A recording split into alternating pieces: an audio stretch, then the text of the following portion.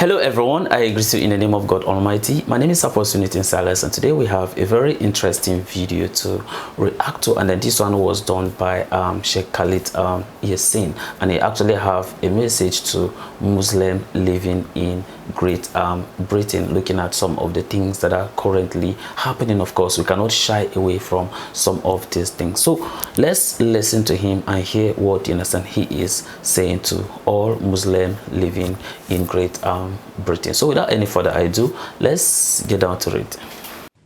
Oh Muslims, let me tell you something that you should need to know. There's a report that's been put out. This report has been developed in America. It is what most of the governments in the world today are using as a ruler and a parameter to judge Muslims, to evaluate Muslims, to diagnose Muslims. And let me read to you what they have said concerning us. They, the so-called non-Muslim experts, have politically and ideologically grouped us into the following categories. They said that the Muslims of the world are of basically 4 different kinds. They're talking about Ta'ifiyya now. They are fundamentalists, they are traditionalists, they are modernists, and they are secularists. Let me define those terminologies for you. Fundamentalist means those people who are saying we want to go back to the Quran and the Sunnah. We want to establish the Quran and the Sunnah. We want to follow the 3 generations of Islam. No, we do not want bid'ah. We don't want ghulu. We don't want excess. We want Islam, the Quran, and the Sunnah, and all our actions, and that's it.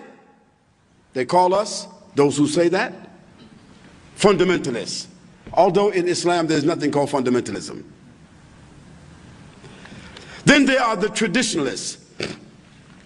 These are the people who also say they follow the Quran and the Sunnah, but they hold on to a certain classical tradition. They say we are Wahhabi. They say we are Hanafi.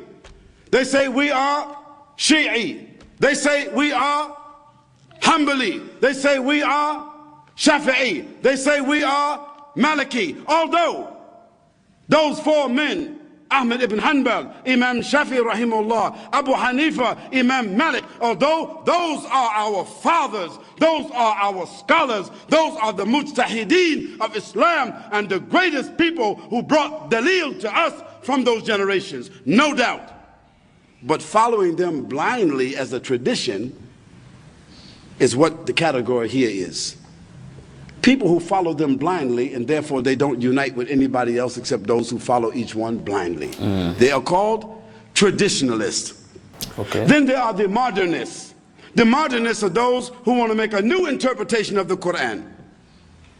They want to make a new interpretation of the Sunnah.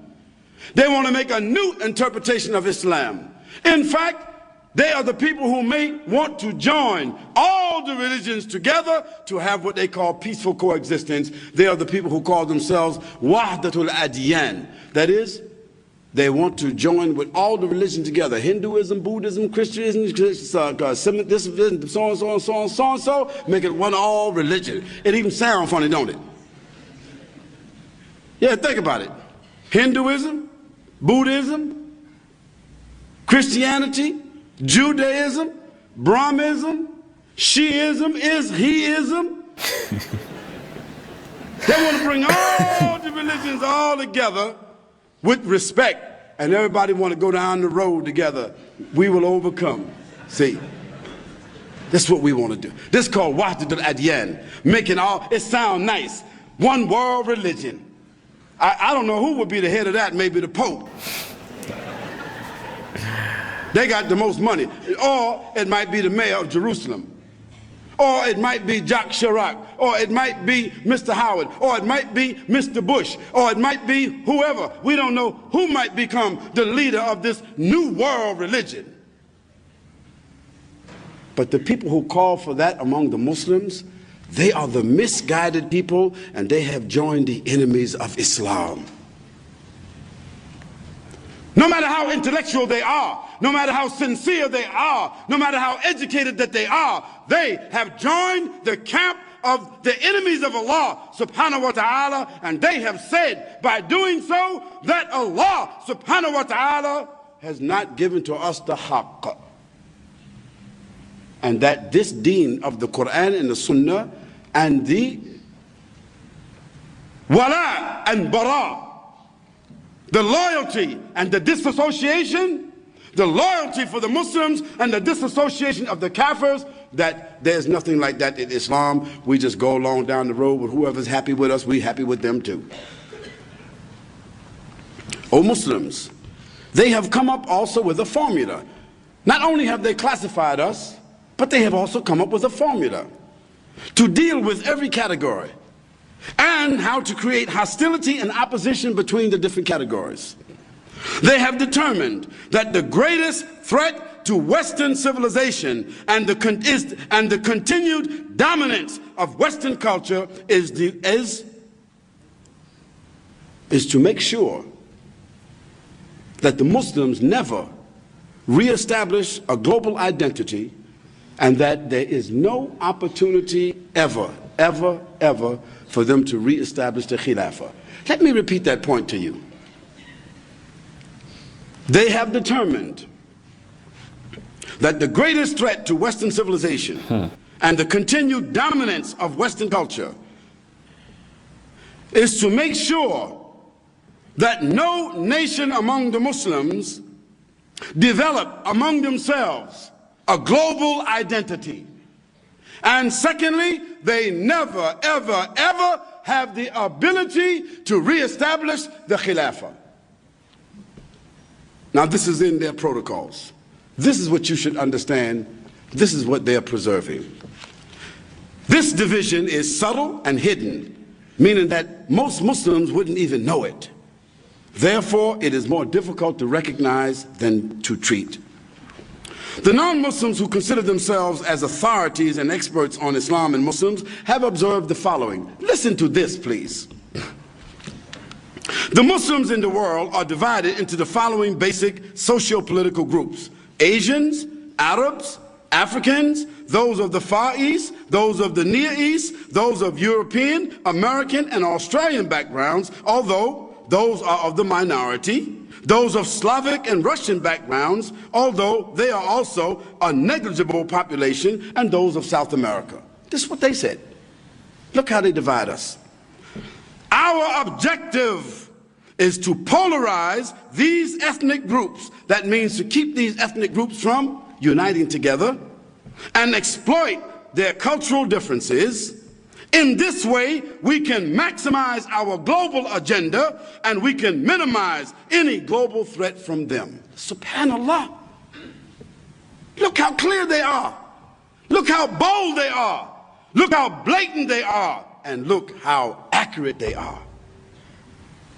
On the issue of ideological and personal differences, this has existed since the first century. Since the first generation of Islam, Muslims have went through this whole thing of ta'ifiyah. They have went through this whole thing of nafsiyah.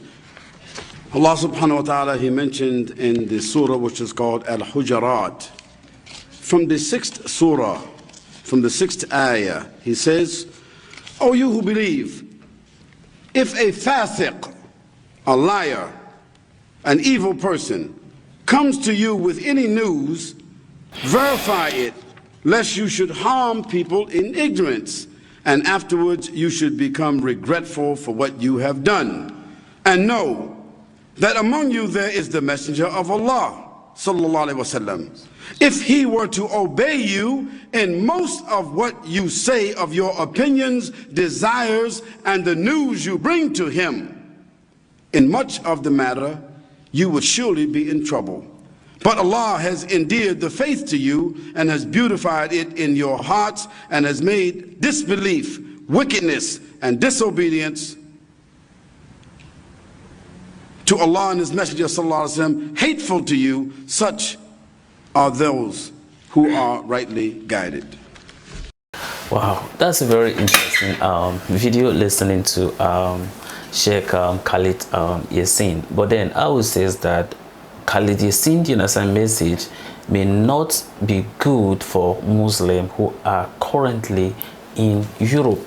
And the reason why I'm saying so is it could have been better for some of these things that Khalid Yasin is saying about, you understand, trying to maybe rebrand, you understand, Islam, able to like build the Khalifa, and then, you know, some of those things, you understand, practices cannot be possible in a place that is built on a different, you understand, foundation. When I say different foundation, I mean foundation that is built on Christianity, foundation that is built on freedom, and foundation that is built on democracy.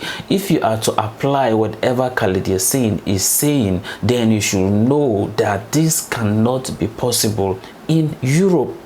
Now, why not the Muslims should go back, you understand, to their respective, you understand, countries and practice whatever Khalid Yasin, you understand, is saying?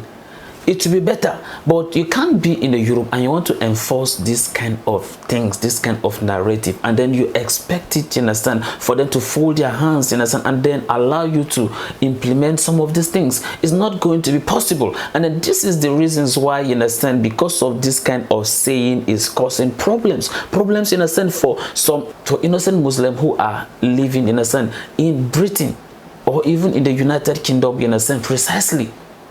Because you cannot go to another different nation. You migrated to the nation, they accept you, at least you live freely, and then lead to the point that you started leading protests, doing some certain things and going against the government and all that. This is not the way you are supposed to pay them back for the goodness, you understand, they have shown to you. And this is the reason why I say Douglas Murray keeps saying that no, Muslims are causing problems, so they should not be accepted, you understand, into Great Britain, or they should not even be accepted into Europe because of some other countries who have accepted. This is the problem, you understand, they are causing. And then this is the reason why you see some of the respective countries are beginning to say that no, look, we do not want, you understand, illegal, you understand, Muslims, you understand, in our country. So I would advise that Muslims should not follow whatever, you understand, Khalid Yasin is saying, except you are in an Islamic, you understand, nation or Islamic country. Then you are free to practice your Islam how you want to practice it. If you decide to be a fundamentalist, or how you think you want to practice it, like the way it was practiced during the time of the Prophet, there is no problem. If you are in Iran, you can do that. If you are in Saudi, you can do that. If you are in Qatar, you can do that. But you can't just find yourself, you understand, in the UK and then you want to practice those kind of things. No, they are built on a different values, so you cannot be able to like force them. So if you find yourself there, then there's a need for you to be able to integrate, and then there's a need for tolerance. But if you understand you are intolerant and then you want to find yourself there, you want to implement some of these things like Khalid is saying, it will not help you. At the end of the day, it will end up, you understand, violence, and it keep giving false or bad, you understand, a narrative about, you understand, Islam. And then that is the reason why, you understand, I would advise that people should not accept whatever Khalid Yasin, you understand, is saying about some of these things. Because if you look at, you understand, what Khalid is saying, and then concerning the last surah that he was even reading, now if you get, you understand, such information and you do not verify it, now look at how he say it. Is it how he say it? Does it mean that it's everyone that will understand it how, you understand, he think he's understanding it? By trying to bring this narrative that Islam has been breaking down from racial and all those things, and like, do you think everyone understands it like the way you do? With this kind of message, people can get it, understand, and they misinterpret it. So now, is it supposed to be message mainly for those people that are already struggling, understand, in the UK? Why don't you send this message to maybe people that are already in Iran, Iraq, all those things, Saudi, Qatar, and the rest? But you end up, you know, sending it to these people, and then they'll end up causing problems. And then when they cause problems, they got arrested, and some of them will get deported. Then what will now be their fate? You see some of these things. That is the reason why, you know, you are not supposed to follow anything, you understand, you just hear from any scholar. You understand? Because in Islam there is no centralization of information, so anybody who have audience can decide to say whatever they want to say. You understand? And not basically actually speaking, in a sense, for the religion. And then that's the reason why people can come with different, in a sense, opinions. Scholars can come with different opinions and say whatever they want to say. But at the end of the day, forgetting that whatever they are saying will have consequences. At the end of the day, if anything should happen to any Muslim in Britain, how is that going to affect Khalid Yasin, who is living in America? You see some of these things.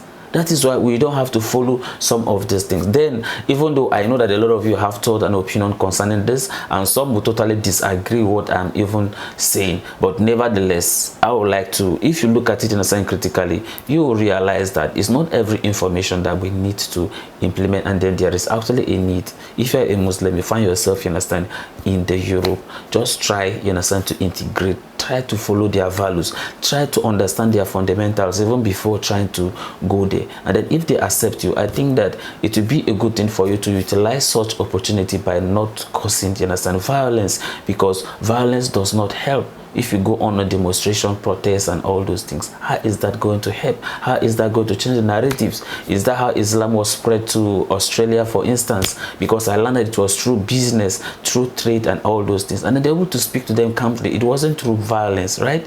And then they were able to accept the religion. So if at all that's what you understand you want to do, then why you don't have to be doing some of these things? Take it easy.